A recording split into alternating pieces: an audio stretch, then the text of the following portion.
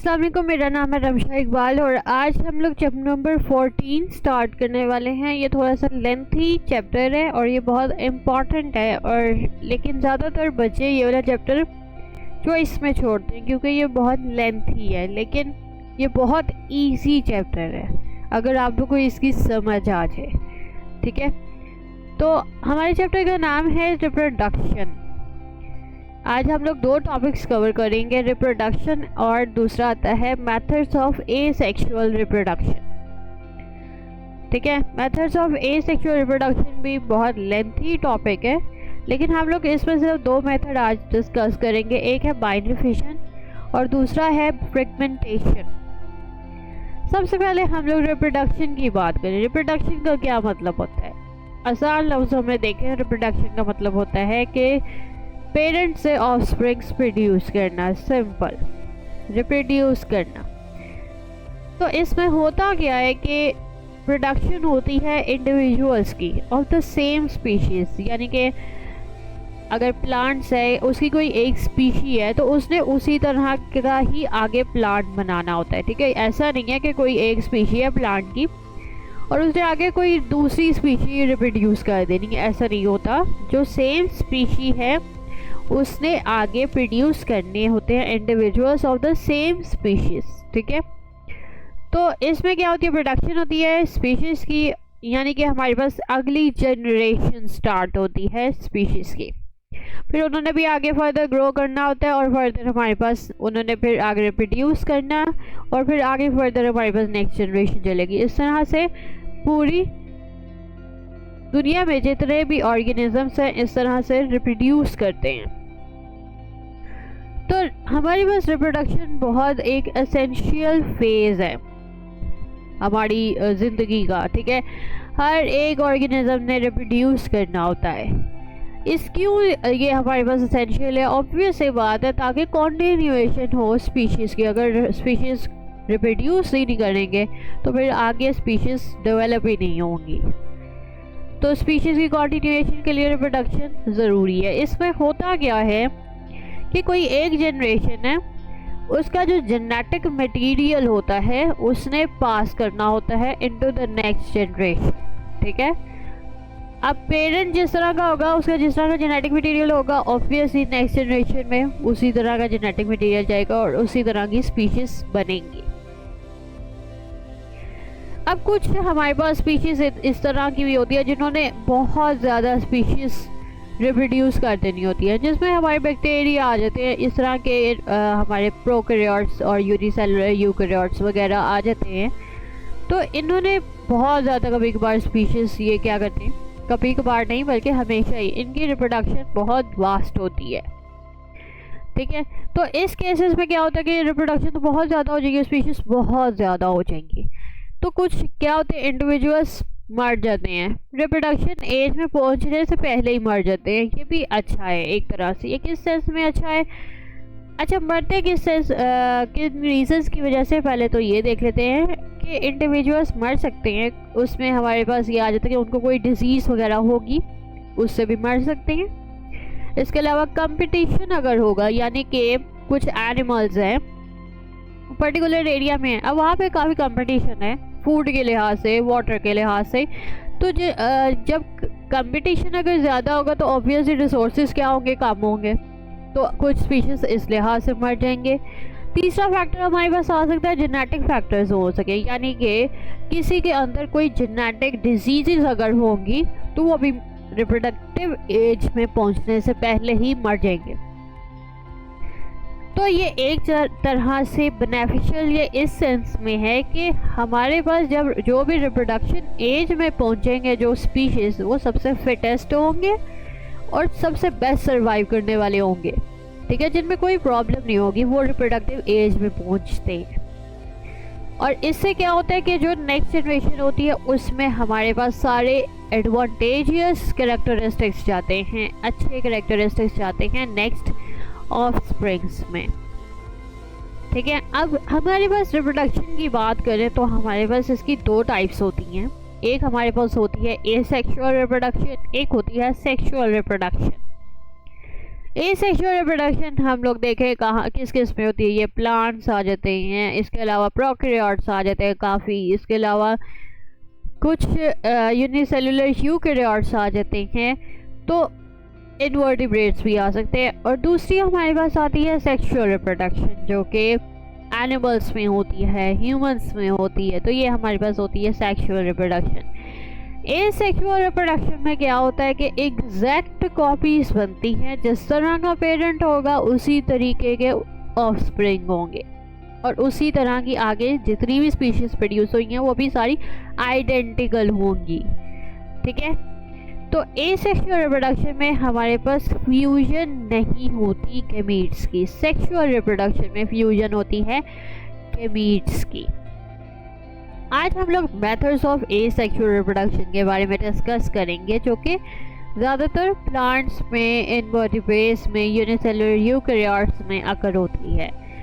ठीक है, तो हमारे पास इसमें बहुत ज़्यादा टाइप्स हैं एसेक्सुअल रिप्रोडक्शन की, लेकिन हम लोग आज सिर्फ दो के बारे में डिस्कस करेंगे। तो इसमें क्या होता है कि एसेक्सुअल अभी बताया मैंने आपको, इसमें जो भी स्पीशीज़ बनती हैं वो आइडेंटिकल होती हैं पेरेंट से भी, और जितनी भी स्पीशीज़ प्रोड्यूस हुई हैं वो आपस में भी एक दूसरे के आइडेंटिकल होते हैं। ठीक है, तो एग्जैक्ट हमारे पास कॉपीज बनती हैं।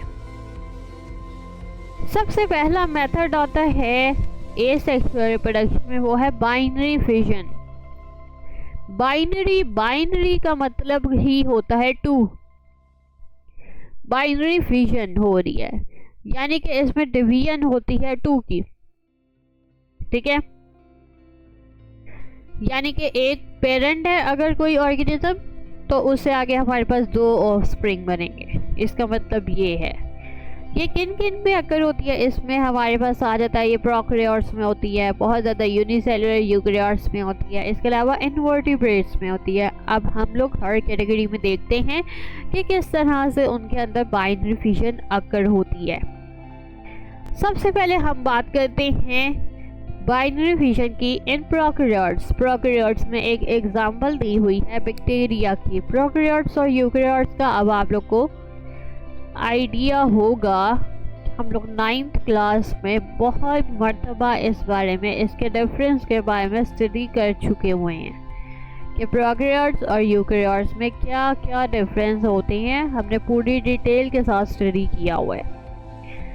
मेन डिफरेंस जो होता है वो ये होता है कि प्रोकैरियोट्स में हमारे पास वेल डिफाइंड न्यूक्लियस नहीं होता, लेकिन जेनेटिक मटेरियल होता है। ठीक है, और यूकैरियोट्स में हमारे पास वेल डिफाइंड हमारे पास न्यूक्लियस भी होता है और बाकी डिफरेंट ऑर्गेनेलीज भी प्रेजेंट होते हैं।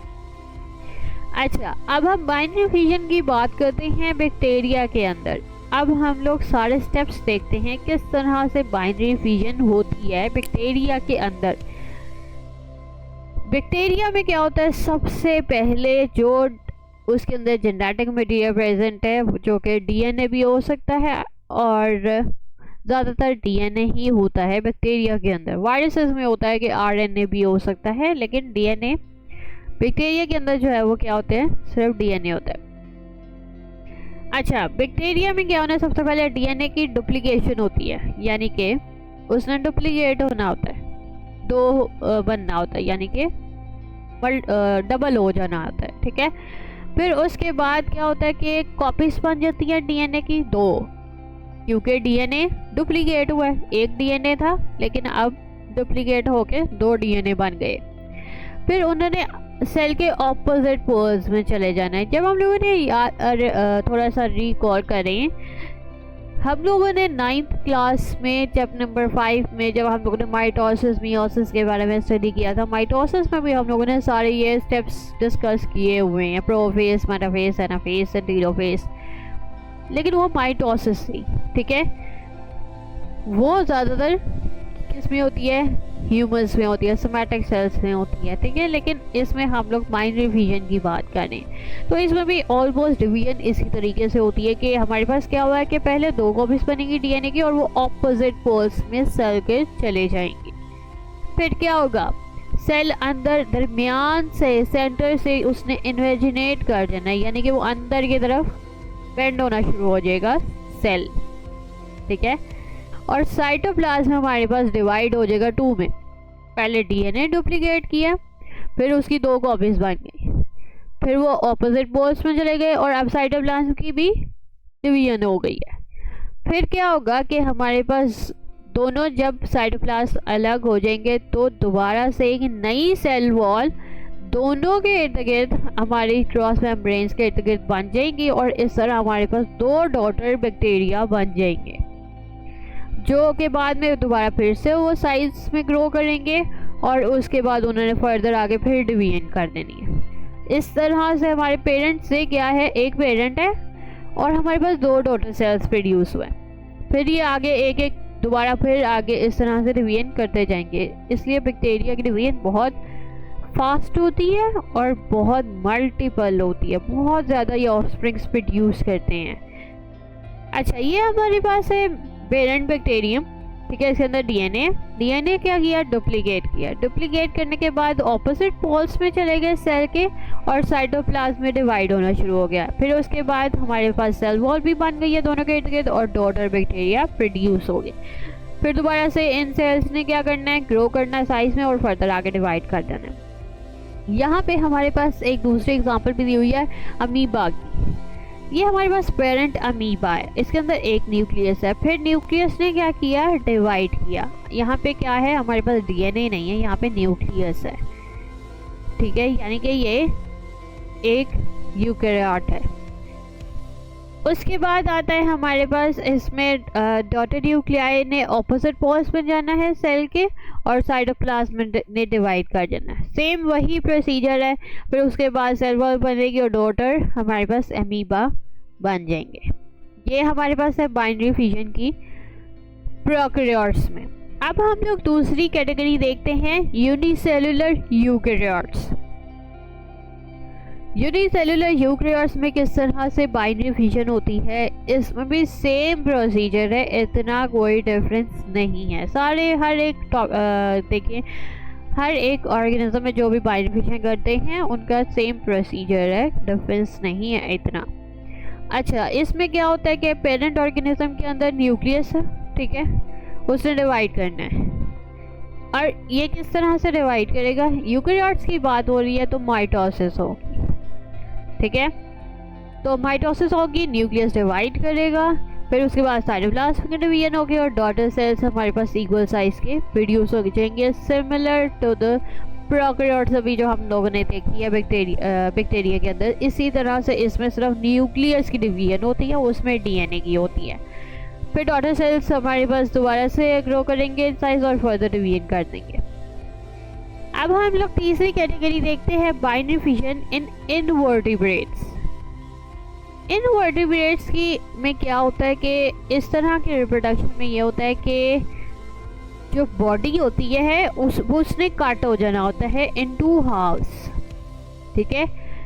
अब ये बात यहाँ पे ध्यान रखें कि सिर्फ उसने 2 हाफ्स में कट होना है, मल्टीपल हाफ्स में नहीं होना। अगर 2 हाफ्स में हो रहा है तो ये हमारे पास इनवर्टिब्रेट्स में बाइनरी फिजन हो रही है, ठीक है। फिर जो भी मिसिंग पार्ट्स है दोनों हाफ्स के, जो भी मिसिंग पार्ट्स है उन्होंने दोबारा रीजनरेट करना है और उसके बाद 2 ऑर्गेनिजम्स प्रोड्यूस हो जाएंगे।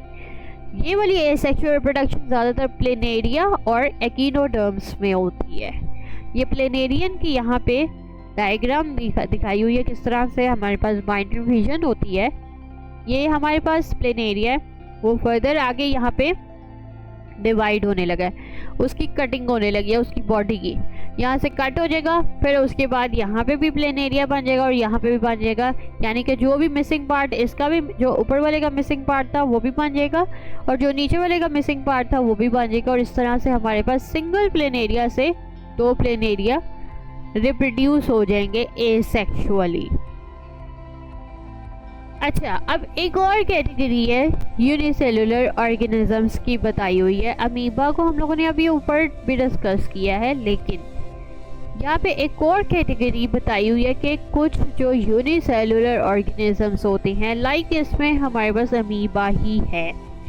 उन्होंने क्या करना होता है कि अगर तो उनको अनफेवरेबल कंडीशंस मिल रही हैं, सही फेवरेबल कंडीशंस नहीं है इन्वायरमेंट में, तो अमीबा ने क्या करना होता है, अपने इर्द गिर्द हार्ड वॉल्स बना लेनी है अनफेवरेबल कंडीशंस में। ये बात याद रखिएगा, क्यों अमीबा ने अनफेवरेबल कंडीशंस में क्या करना है, अपने इर्द गिर्द हार्ड वॉल्स बना देनी है, जिसे हम लोग सिस्ट कहते हैं।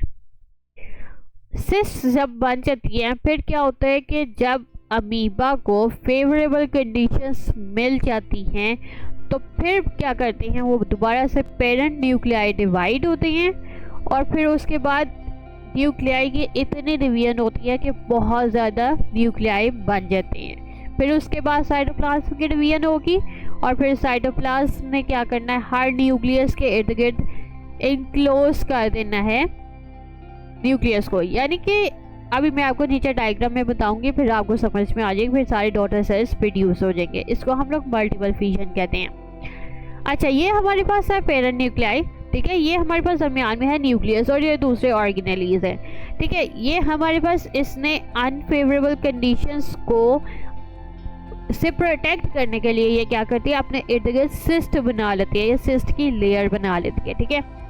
तो जब उनको फेवरेबल कंडीशंस मिलती हैं, तो जो न्यूक्लियस होता है उसने बहुत ज़्यादा डिवीजन्स करना शुरू हो जाती है, और ये मल्टीपल न्यूक्लियाई बना देते हैं। इसीलिए इसका नाम मल्टीपल फिजन है, क्योंकि इसने मल्टीपल न्यूक्लियस बनाने होते हैं। फिर आगे क्या होता है कि साइटोप्लाज्म में डिवाइड होता है, और उसने हर न्यूक्लियस के इर्द गिर्द इन्वेजिनेट हो जाना है, उसने इनक्लोज कर जाना है, ठीक है। हर न्यूक्लियस के इर्द गिर्द साइटोप्लाज्म इनक्लोज हो जाएगा, ताकि न्यूक्लियस उसके अंदर आ जाए।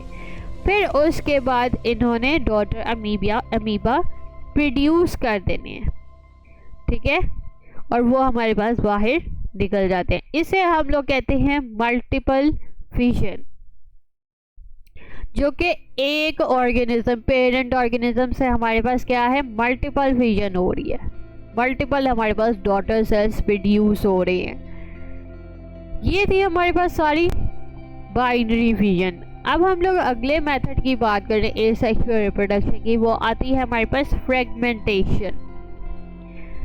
इसमें क्या होता है कि बहुत ज़्यादा कुछ हमारे पास वॉर्म्स आते हैं जो कि ग्रो करते हैं साइज में, और फिर नेचुरली उनके 8 to 9 पीसेस हो जाते हैं। ये नेचुरली होता है उनका, ठीक है, उनकी बॉडी 8 to 9 पीसेस में टूट जाती है। ये कुछ वॉर्म्स में ऐसा होता है। फिर हर वॉर्म ने जब मैच्योर होना होता है, उस खुद को वो मैच्योर करते हैं, और उसके बाद इसी तरह से ये प्रोसेस रिपीट होता है। यहाँ पे भी एग्जांपल प्लेनेरिया की दी हुई है। ऊपर जब मैंने आपको बाइनरी फिजन की बताई थी, मैंने आपको बताया था कि बाइनरी फिजन में इनवर्टिब्रेट्स जो होते हैं वो अपनी बॉडी को 2 हाफ्स में डिवाइड करते हैं, ठीक है।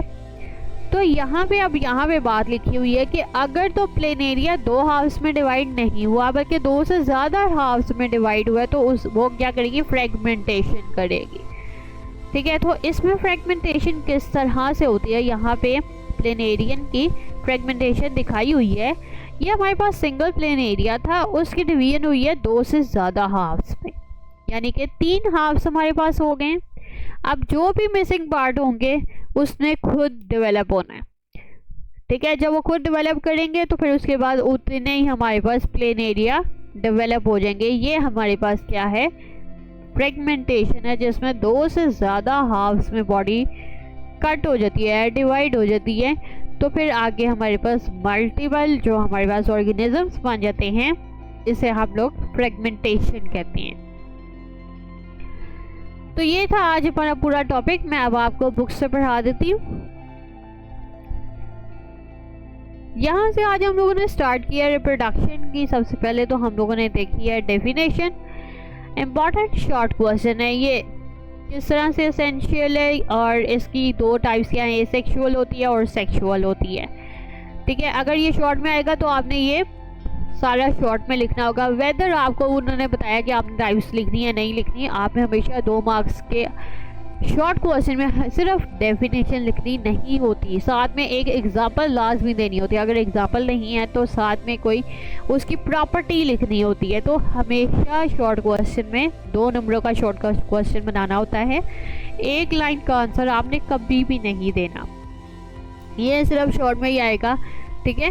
रिप्रोडक्शन, अब हम मेथड्स ऑफ एसेक्सुअल रिप्रोडक्शन की बात अगर करें तो इसमें सबसे पहले तो हम लोगों ने देखा कि इसमें फ्यूजन नहीं होती गैमीट्स की, ठीक है।